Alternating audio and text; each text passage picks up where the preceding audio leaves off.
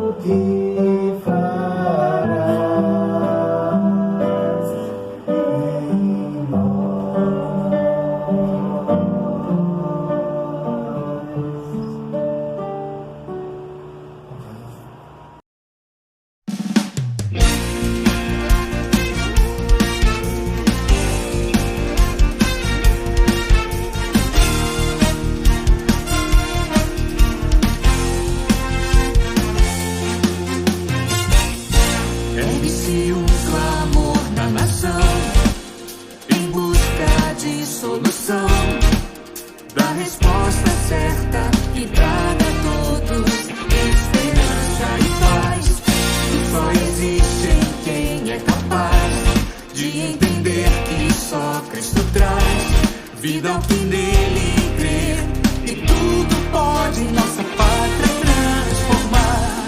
Seu povo escolhido Deus me fez pra anunciar o que ele faz.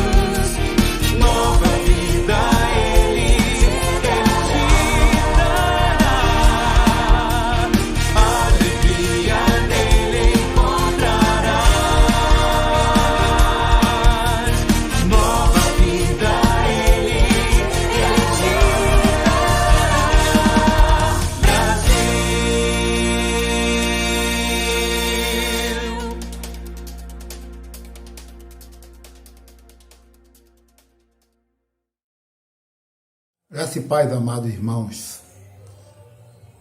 e irmãs. Salmo 28, 1 e 2 diz o seguinte: A ti clamarei, ó Senhor, rocha minha, não emudeças para comigo, não aconteça calando-te tu para comigo, que eu fique semelhante aos que descem ao abismo. Ouve a voz das minhas súplicas quando a ti clamar, quando levantar as minhas mãos para o teu santo oráculo. Senhor Deus, Pai nosso que está no céu, Deus poderoso, Criador dos céus e da terra, o Deus que tudo vê e que é soberano, Pai nosso Senhor e Salvador Jesus Cristo. Senhor, neste momento, queremos suplicar, Senhor Deus, por missões nacionais. Ser, Senhor Deus, com a campanha de missões nacionais em todo o Brasil, em Sião. Abençoa, Senhor Deus, os irmãos de Sião, os membros de Sião, para que sejam todos dirigentes, Senhor Deus, na contribuição, Senhor Deus, para sustentar os nossos missionários a nível nacional. Ser também com os executivos que estão lá, para que eles possam ser íntegros na administração desses bens, cuidando de todos os missionários. Ser também, Senhor Deus, com a congregação Gamboa de Baixo, ser com a irmã Soraya, que está à frente, Senhor Deus, juntamente com a irmã Adriana e outros missionários radicais, que esta obra não sofra solução de continuidade. Fortalece as tuas servas, dando-lhe ânimo, sabedoria e discernimento, cada dia, cada instante, Senhor Deus, que ali chegarem para ministrar a tua palavra ou para ajudar aqueles que precisam de ti, Senhor Deus. Ser também, Senhor Deus, com a Cristolândia, ser, Senhor Deus, com a Cristolândia, a feminina, a masculina aqui na Bahia, ser com a Cristolândia a nível nacional, ser mais uma vez com os missionários radicais, os voluntários que estão lá, abençoando-os a cada um deles, sustentando com o teu poder, com a tua graça, ajudando para que não falte nada, Senhor Deus, no dia a dia das Cristolândias da Bahia e do Brasil. Ser também, Senhor Deus, com os novos decididos, abençoando-os, guardando-os, fortalecendo a vida de cada um deles, que eles cada dia mais cresçam na graça, ser com os professores, ser com aqueles que administram a tua palavra para eles, para o batismo, se apontando para o batismo. Portanto, Senhor, fortalece a vida dos novos decididos. Ser também com os irmãos enfermos, toma nas tuas mãos, recupera a saúde dos enfermos, ó Deus, ser com irmãos nossos que nem Eliseu que está se recuperando, a irmã Rosana Mendonça também se recuperando, o genro de Laércio, ser, Senhor Deus, com a irmã Miriam Leal, com a irmã Vera, ser com a irmã Noemi Brito, ser com Regina e Josué, a irmã Helena Lúcia, a irmã Irá. Toma esses irmãos nossos nas tuas mãos, tem misericórdia de todos. Também sei, Senhor Deus, com a ação social da igreja, abençoando, guardando, Senhor Deus, para que todos possam, Senhor Deus, ajudar no máximo que puder, ser com os voluntários da ação social, abençoando a cada irmão, a cada irmã, aqueles que trabalham diretamente na arrumação, na compra e na distribuição da cesta, aqueles que ajudam, Senhor Deus, que contribuem financeiramente, ou levando, Senhor Deus, os mantimentos. Obrigado por esses irmãos e suas famílias. Abençoe, os guarde e os proteja a todos, ó Deus. Sei também com desanimados, que estão precisando da tua ajuda, que estão precisando do teu amor, da tua graça. Tem misericórdia dos irmãos desanimados, que estão atravessando um momento de depressão. Ó Senhor, dá cura, dá livramento, Senhor Deus. Aqueles que estão desempregados, precisando da tua ajuda, cria porta de empregos, ó Deus, para estes irmãos e irmãs, para as famílias que estão passando por dificuldade, por falta de um emprego, Senhor Deus, de trabalho. Cria portas, ó Deus, para esses irmãos, dá ânimos a cada um deles, ó Deus. Seja também com os irmãos e amigos e familiares nossos que estão enlutados, com perdas de parentes, de amigos, Senhor Deus, de vizinhos, ó Senhor, consola estes irmãos. Tem misericórdia de mim, da nossa comunidade, ser com a liderança de Sião, abençoando e guardando a todos. das a noite de paz, em nome de Jesus, que vive e reina, desde agora para todos sempre. Amém.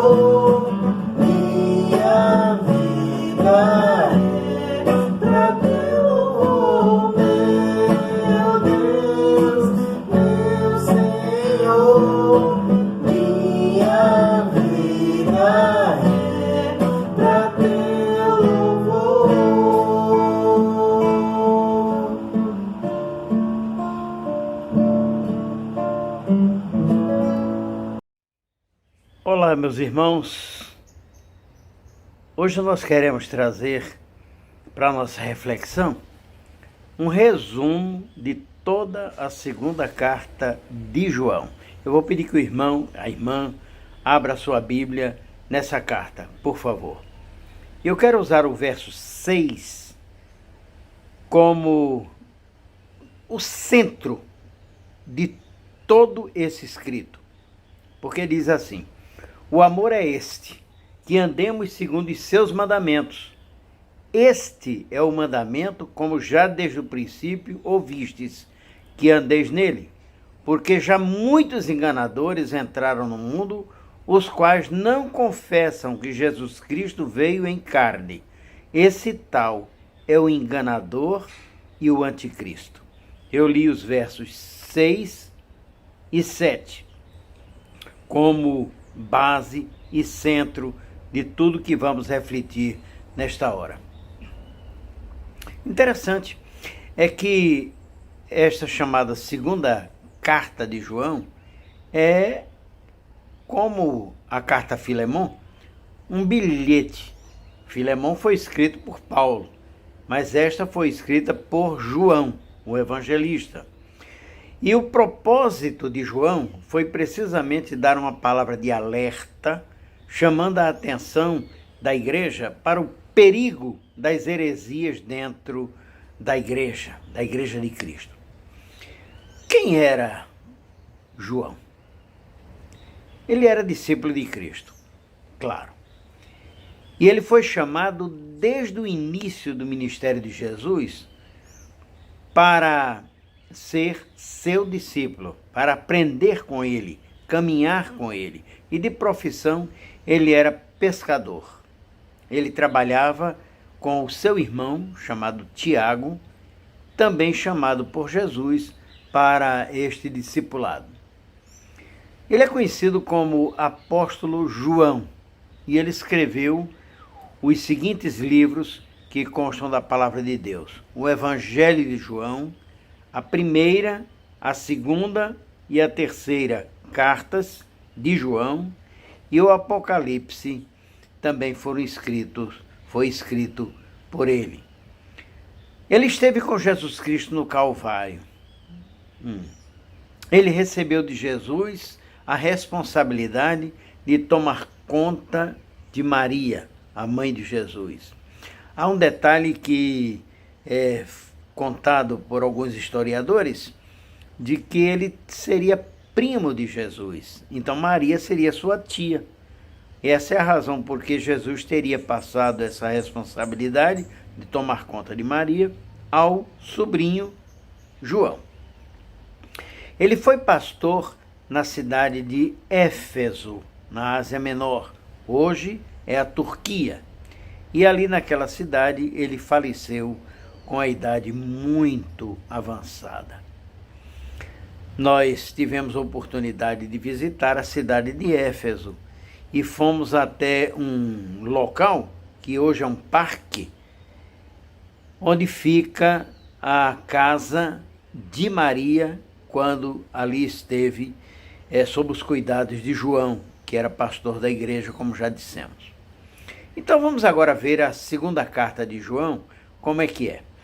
Observe que, você está com a sua Bíblia aberta, não é isso? Observe que ele se apresenta como o presbítero, o ancião, portanto, o idoso. A palavra presbítero quer dizer isso, o idoso. Ele se apresenta como o pastor, portanto, daquela igreja, daquela comunidade cristã. E logo no comecinho diz que a carta foi enviada à senhora eleita e a seus filhos. Preste atenção a essa expressão. A senhora eleita e aos seus filhos, aos quais amo na verdade. E não somente eu, mas também todos os que têm conhecido a verdade. Então, a nossa pergunta é a seguinte: quem é esta senhora eleita? Quem são os seus filhos?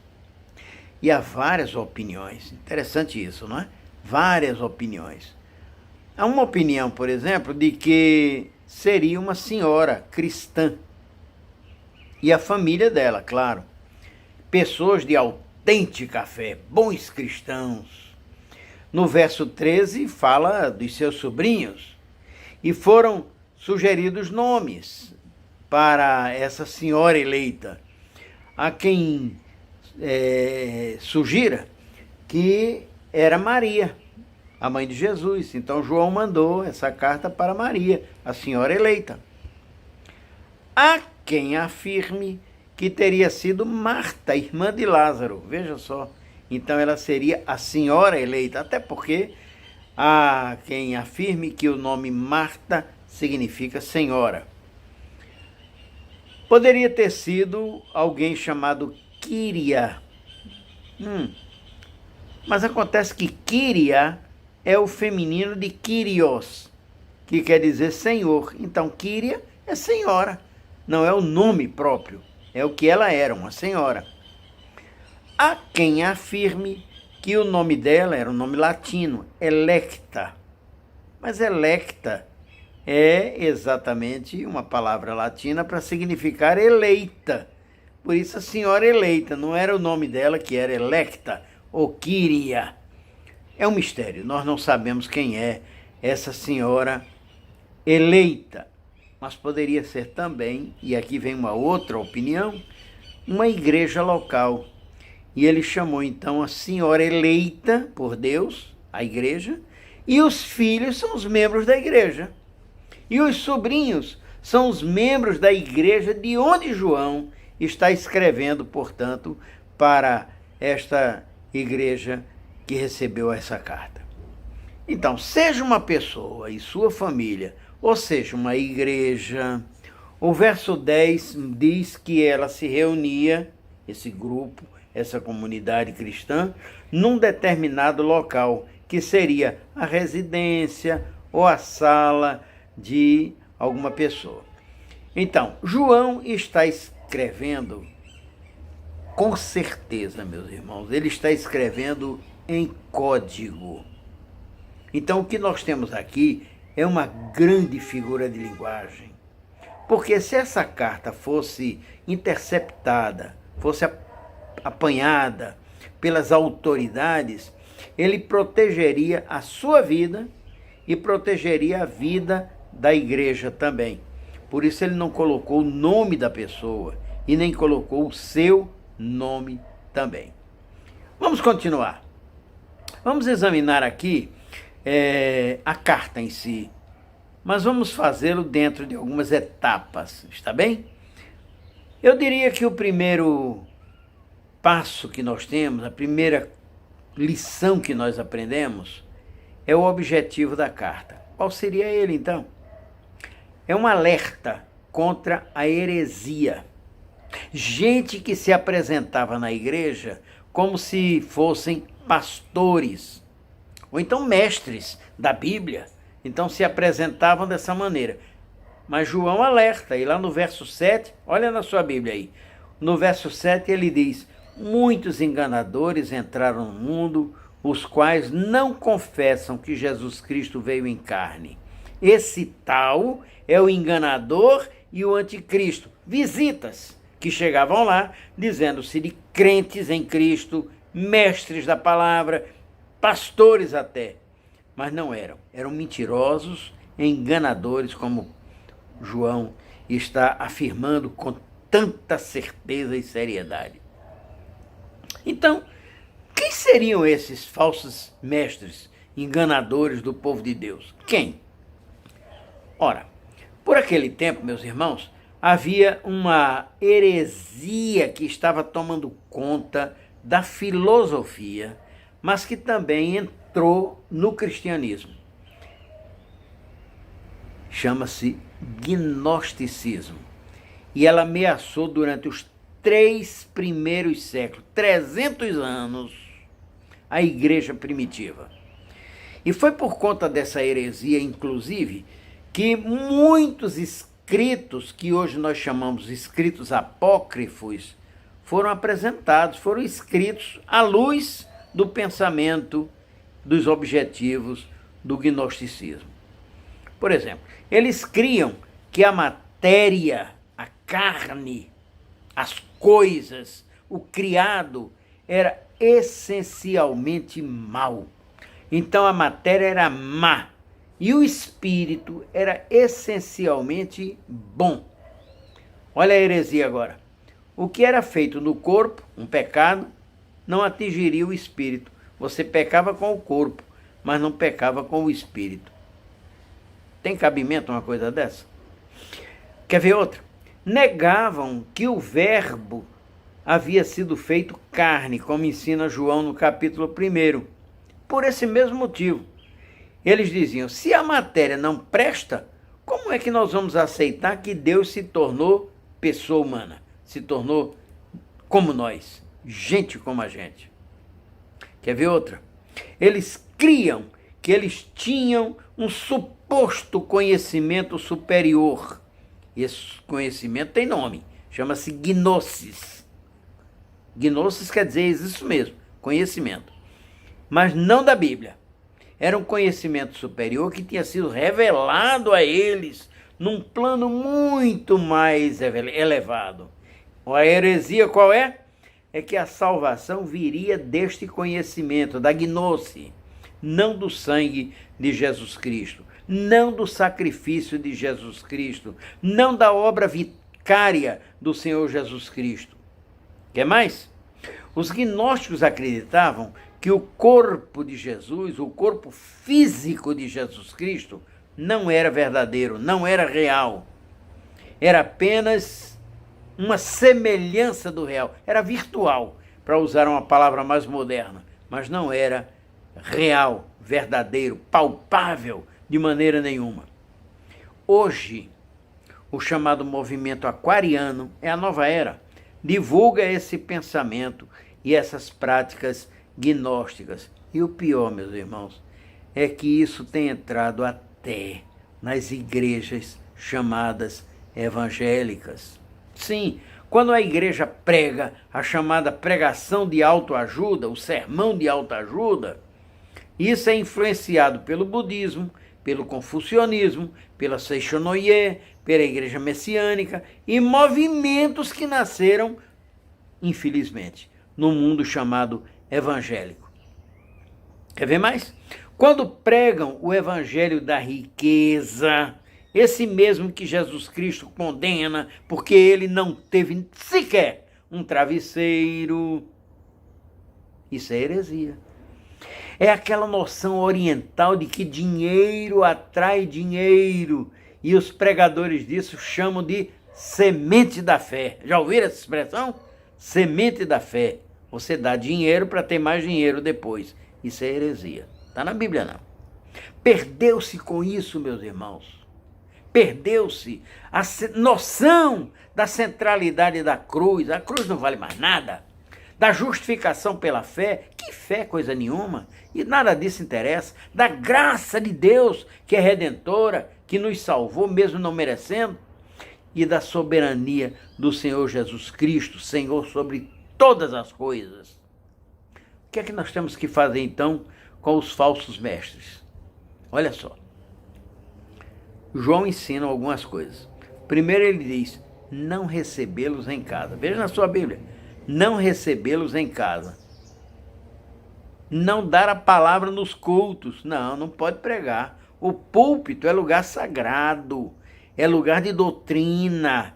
É lugar de noção. É lugar bíblico. Não é lugar para nova pregação que nem existe na palavra de Deus. Quer ver mais? Ele diz que nós não devemos sequer saudá-los, para não perder tempo, claro, porque a saudação naquele tempo era uma saudação longa, comprida, passava-se quase que 15 minutos saudando a pessoa. Isso. É interessante, é que na língua árabe, para se dizer paz para você, é bem parecido com o hebraico. Em hebraico se diz Shalom Aleichem.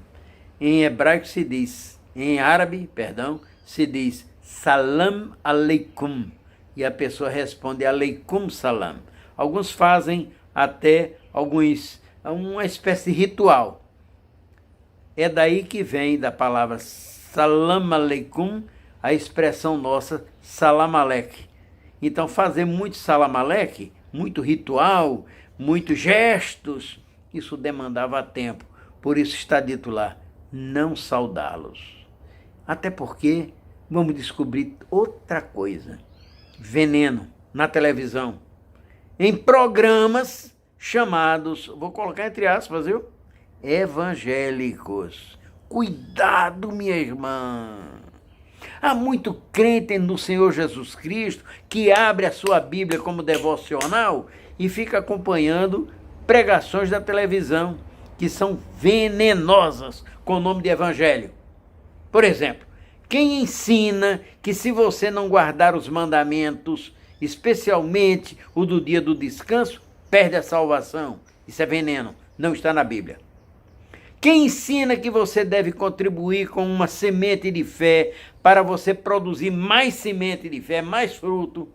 É veneno, não está na palavra de Deus. Quem ensina que você deve comprar a espada de Gideão, a rosa ungida, o lenço suado, o azeite da unção? É veneno, isso não está na palavra de Deus. Quem prega ao já salvo que precisa receber o batismo no Espírito Santo como uma bênção depois da conversão, isso não está na palavra de Deus, é veneno. Quem quer iludi-lo a aceitar um livro que supostamente vem completar a palavra de Deus, a Bíblia Sagrada. É mentira, é veneno, não está na palavra de Deus isso não. Por isso, como a palavra de Deus nos alerta sobre eles. E na palavra de Deus diz, não creais a todo o espírito, mas provai se os espíritos são de Deus, porque já muitos falsos profetas se têm levantado no mundo. Sim. Vamos para a lição 2? Olha só. Isso está também lá em 2ª carta de João. Cuidado com aquelas pessoas que vão além da doutrina. Olha o verso 9. Leia na sua palavra de Deus aí. Eu vou ler na Nova Tradução na linguagem de hoje. Quem não fica com o ensinamento de Cristo, mas vai além dele, não tem Deus. Precisa ser mais claro, irmão? Hein, irmã? De jeito nenhum. Olha aí, essa é mais uma lição que nós temos que aprender. Olha essa. Como é que deve caminhar o crente em nosso Senhor Jesus Cristo? Como é que eu devo caminhar? Você deve caminhar. Olha o verso 4 que aqui diz. Nós devemos caminhar na verdade. Isso é ética. Palavra verdadeira. Jesus já tinha ensinado que seja o seu falar sim, sim. Seja o seu falar não, não. Nada de talvez. Sim ou não. Nada de ficar pelo meio termo, em cima do muro. Não. Na verdade. Verso 4, 2ª carta de João. Olha o verso 5. Diz que nós devemos caminhar também em amor. Isso é lindo. Caminhar em amor. No verso 5 você encontra isso. E se quiser ir adiante, perdão, meus irmãos, perdão. Se quiser ir adiante, olha o verso 6 que diz que nós precisamos também ter uma outra posição. É que segundo os mandamentos devemos caminhar, de acordo com aquilo que o Senhor ensinou, claro. O verso 4 diz, muito me alegro por achar que alguns de teus filhos andam na verdade. Lindo isso. Assim como temos recebido o mandamento do Pai. No 5 diz, rogo-te não como escrevendo-te um novo mandamento, mas aquele mesmo que desde o princípio tivemos, que nos amemos uns complete aos outros. Isso mesmo. E no verso 6 diz, e o amor é este, que andemos segundo os seus mandamentos. Por isso, meus irmãos, nós não temos como separar a verdade, que é Cristo, do amor, que é Deus, não é? Cristo não disse, eu sou o caminho, a verdade e a vida. Temos que andar na verdade. O caminho é verdadeiro. Não podemos separar do amor. João, na 1ª carta, diz, Deus é amor. E nós temos que observar os mandamentos, que é a obra do Espírito Santo na nossa vida. Mas nós temos uma palavra muito importante no vocabulário de João. Aliás, nas cartas todas ele usa muito isso. É a palavra verdade. No evangelho que ele escreveu, narrando os atos e fatos da vida de Cristo, ele identifica Jesus como eu sou a verdade. Perceberam? Que palavra maravilhosa. Linda. A outra palavra é amor. Olha lá, falamos. O amor é este, que andemos segundo os seus mandamentos, ensina. E entre os mandamentos nós temos um que diz, sereis meus amigos, se fizerdes o que eu vos mando. Deixa eu lhe fazer uma pergunta, meu amigo. Estou falando agora diretamente a você que ainda não assumiu uma posição junto de Jesus. Você já é amigo de Jesus? Você já o tem no seu coração? Você já observa o que ele ensina? Você já tem Jesus como resposta às suas indagações, dúvidas e necessidades? Que Deus o abençoe. Responda no seu coração. Peça a ajuda do Espírito Santo e dê esse passo ao lado do Senhor Jesus Cristo, o nosso Salvador. Amém. Olá, meus irmãos. Saúdo a todos com a graça e a paz do Senhor Jesus. Amém? Eu agradeço pela oportunidade, pelo convite de estar mais uma vez cantando junto com os irmãos, louvando ao nosso Deus. A música que vou cantar hoje fala sobre o nome de Jesus. É um nome doce, um nome que podemos clamar quando estamos em situações de aflição, de tribulação. É o único nome que nos dá a verdadeira paz, que nos dá esperança e o único nome que pode nos salvar. Vamos louvá-lo juntos.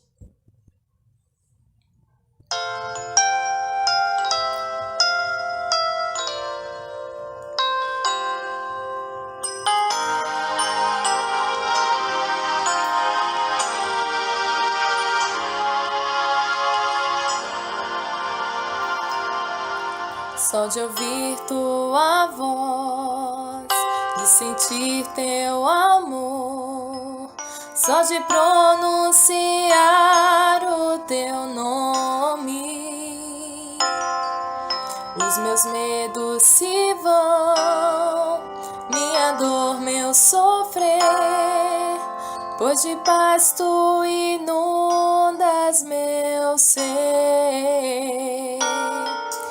Só de ouvir tua voz, de sentir teu amor, só de pronunciar o teu nome, os meus medos se vão, minha dor, meu sofrer, pois de paz tu inundas meu ser. Jesus, que doce nome,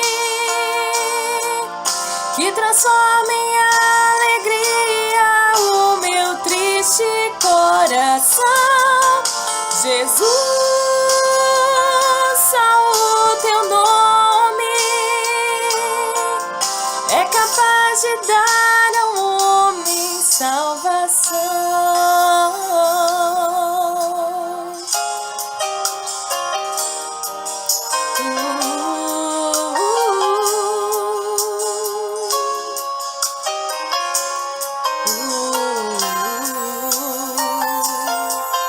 Só de ouvir tua voz, de sentir teu amor, só de pronunciar o teu nome,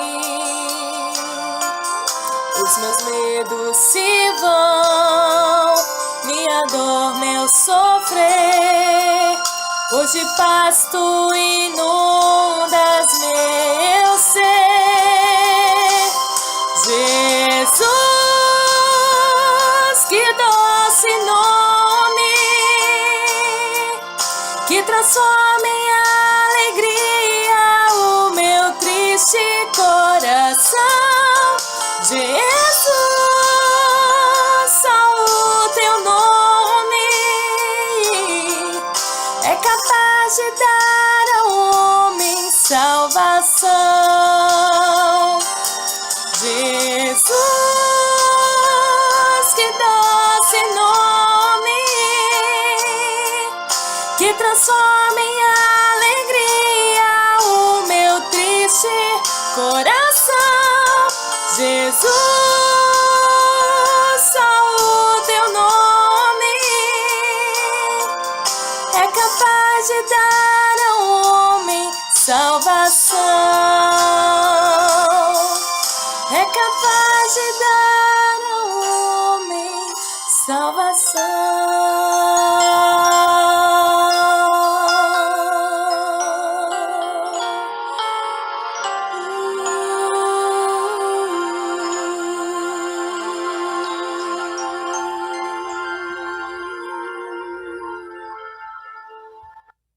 Amém. Incline a sua cabeça, feche os seus olhos.